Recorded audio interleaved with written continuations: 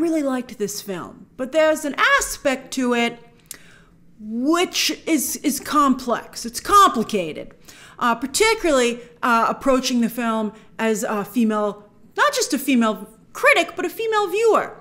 And at first I resented the movie for putting me in this position. I was like, man, couldn't this just be a fun movie?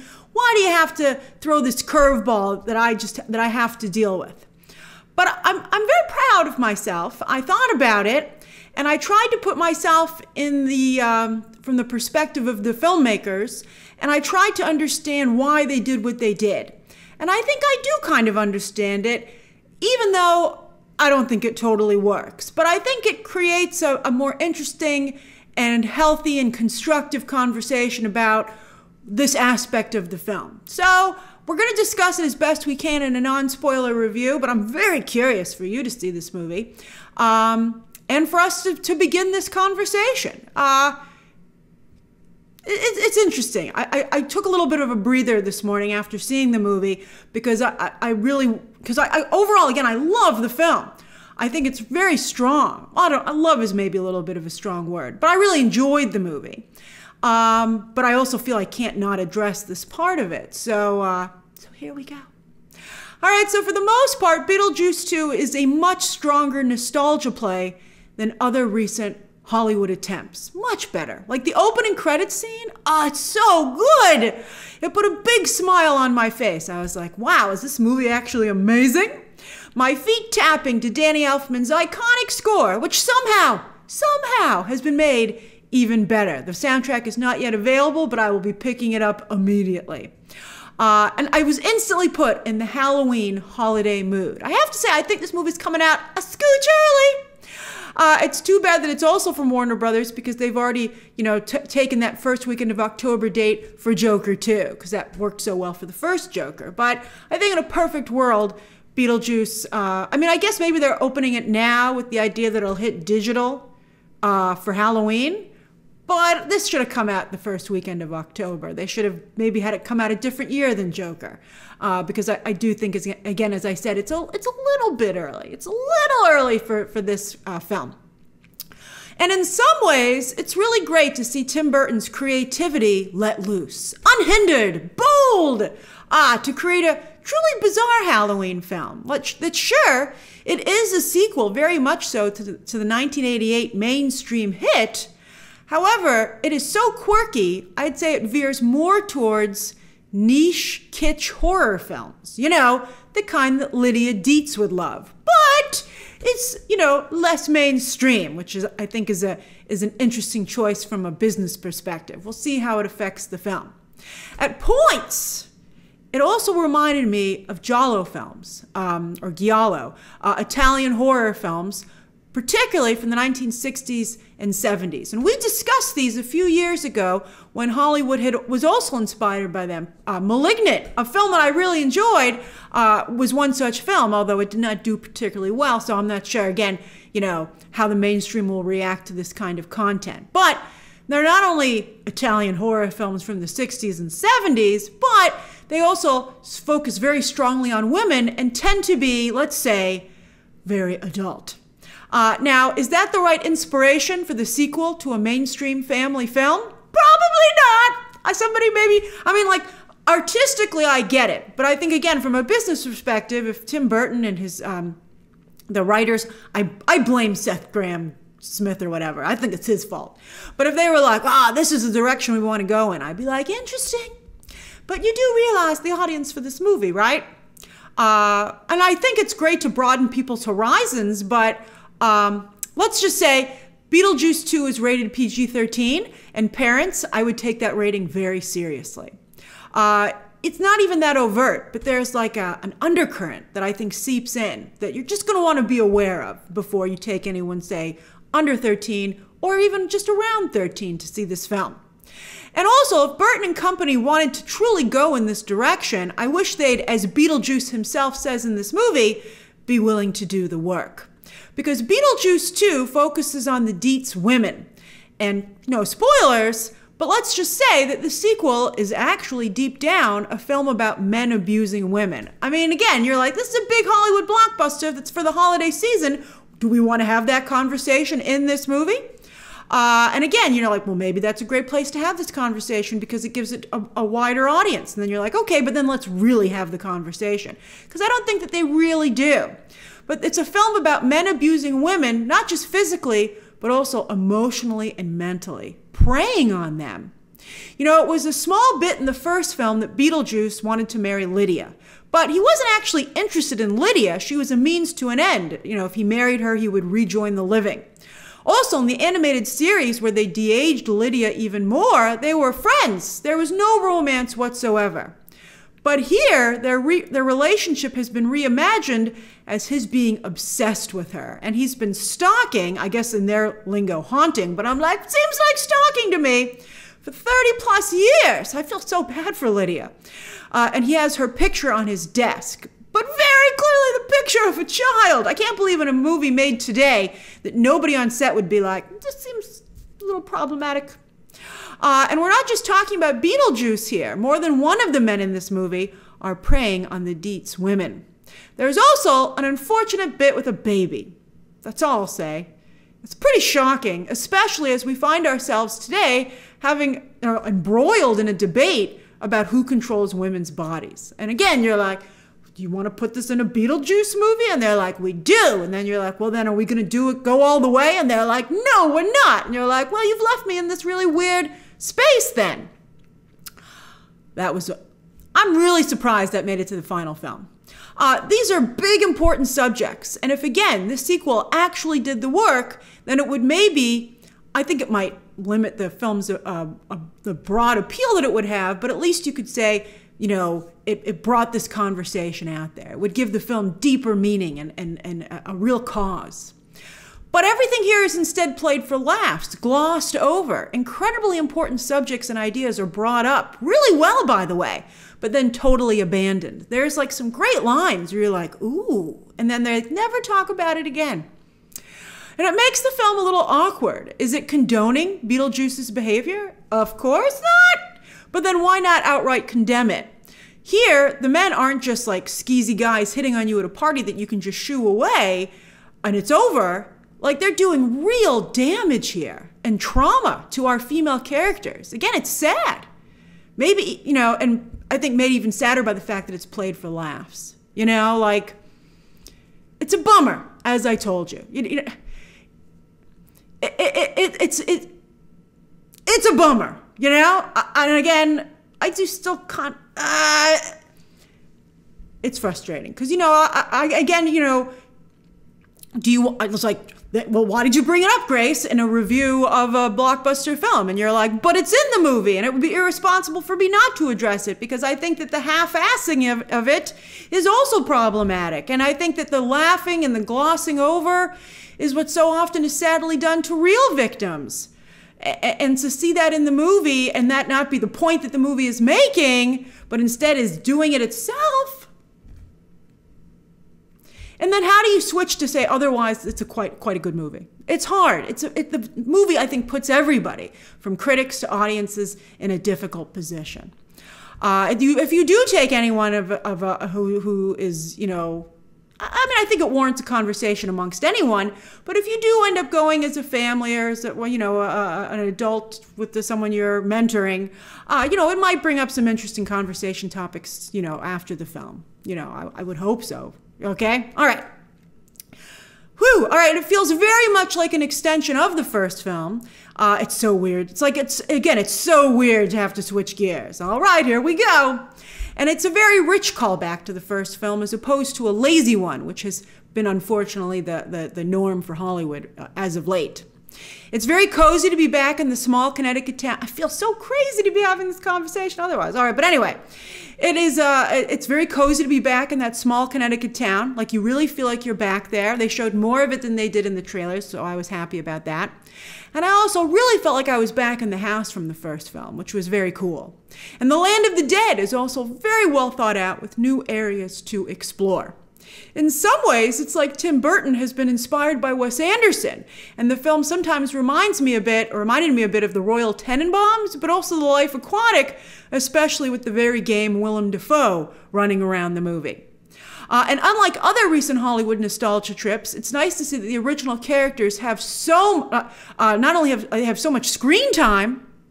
You know, in a lot of recent nostalgia plays, they just pop in and say hi so they can have them on the poster and in the trailers, but then, you know, you don't actually get to see them. Here, you're very much back with these characters that you remember and love from the first film. And also, a refreshing change of pace, they've done pretty well for themselves. You know, they're not all broken down. Like for instance, there was a problem a lot of us had with Indiana Jones. You know, like in some ways, the passage of time has, reflected very nicely on them. For instance, Delia Deetz. Oh, I thought this was great.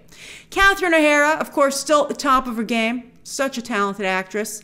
And I gotta say, this time around, I actually kind of appreciated her artwork. Like in the first movie, it was supposed to be a joke, but this time, you know, I don't know if it's because I've been seeing more modern art exhibits myself. I wonder if that is part of it. But I think her art was better realized. You know, the first time around in the first movie, her character was just a joke. But here, they really fleshed out the character. And she seemed so much more real and relatable. And you could actually understand where she was coming from. You know, the big, bold strokes, but even in the smaller character moments. I thought Delia just became making her real is the best way to describe it. And I liked her artwork, and I could see her artwork actually existing. There was a recent exhibit on top of the Met that Delia could have done. And I just thought that was really neat. I loved what they did with Delia. I thought that was just one of my favorite aspects of the film. To take her from caricature to real woman. I just loved that. But interestingly, Winona Ryder as Lydia. Making her a TV host turned out to be a great idea. And that aspect of her character is surprisingly well thought out. The soundstage for her show, oh, I loved it. I loved it. They built it. I just thought it was so great. But what has made Lydia so timid as an adult? Delia even comments on it, which was one of my favorite lines in the movie, and one of those things that they dropped.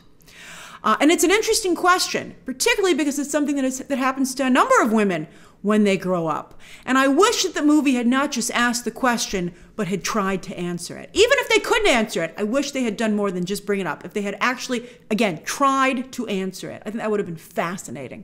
This movie could have used maybe another half hour. But again, do they want to go in that direction when, again, it's supposed to be like this fun family Halloween movie? I don't know. But they opened that door, man. You got to walk through it. As it is, it just seems like Winona Ryder doesn't have a lot of range as an actress, which I feel is unfair to her. She has range.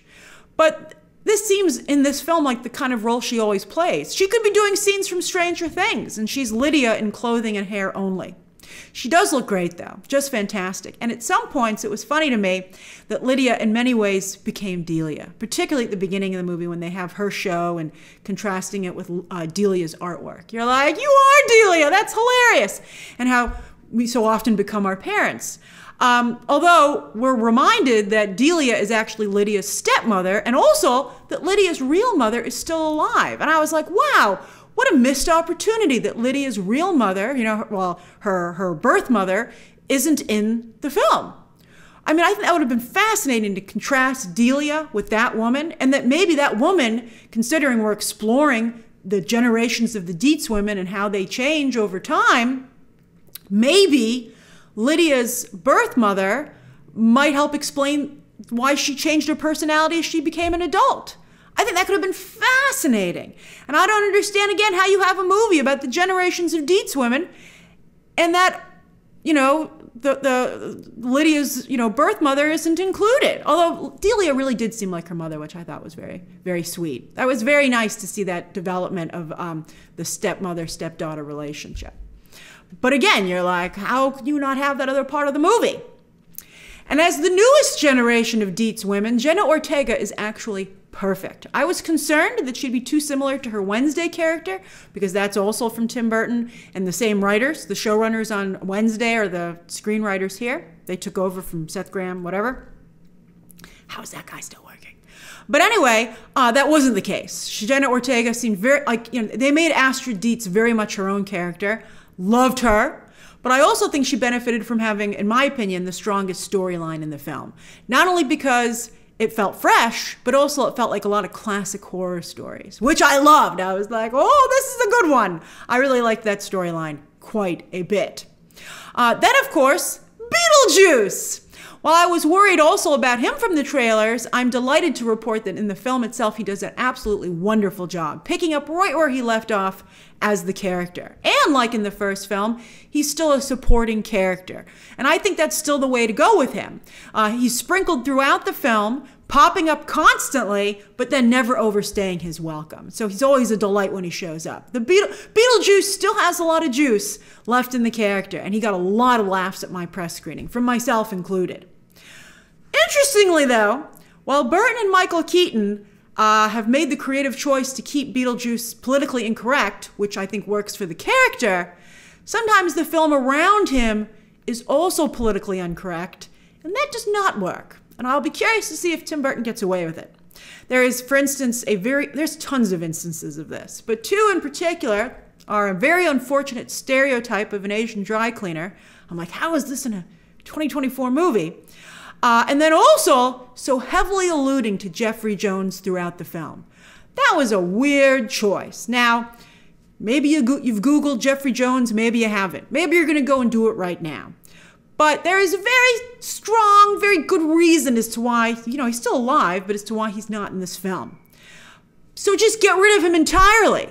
The fact, to keep someone around who did something so egregious and allow him to cast a shadow on the film is extremely questionable.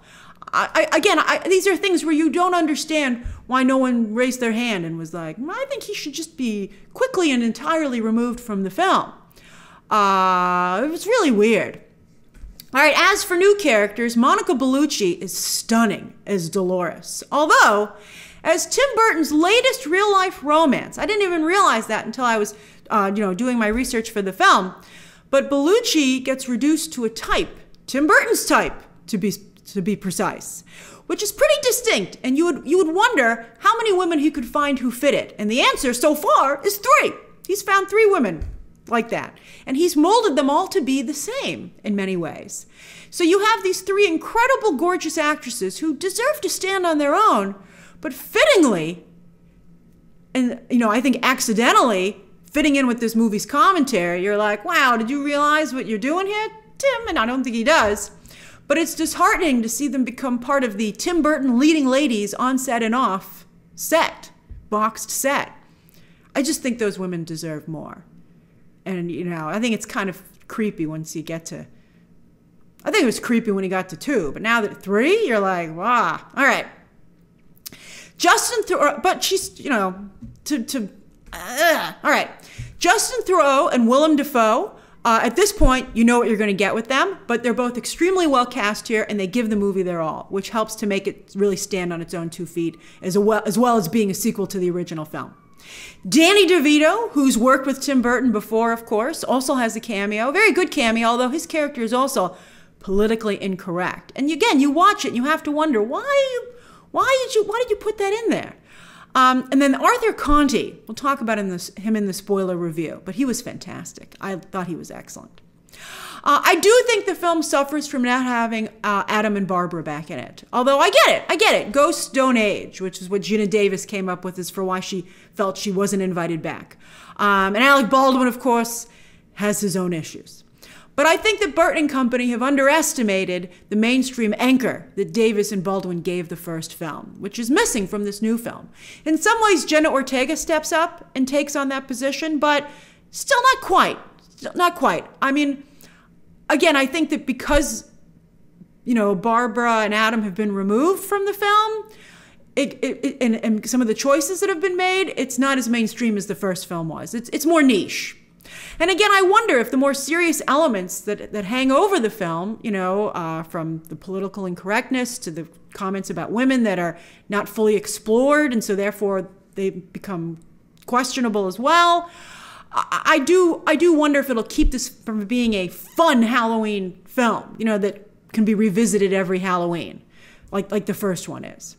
Still, it's at least worth one trip back to the world of the 1988 classic to see what they did. And maybe it will bring up some important, interesting conversations.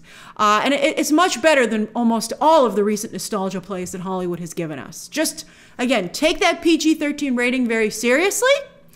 And I hope you realize, I would be sad if you thought it was still all fun and games this time around, because it introduces, even if it only does it half-heartedly, some really important and sad and necessary, please don't be as dismissive of those elements of the film as the film itself is. All right, so that's my non-spoiler review of Beetlejuice 2. Share your thoughts down below, subscribe today, and of course, as always, you can check out some more videos right now.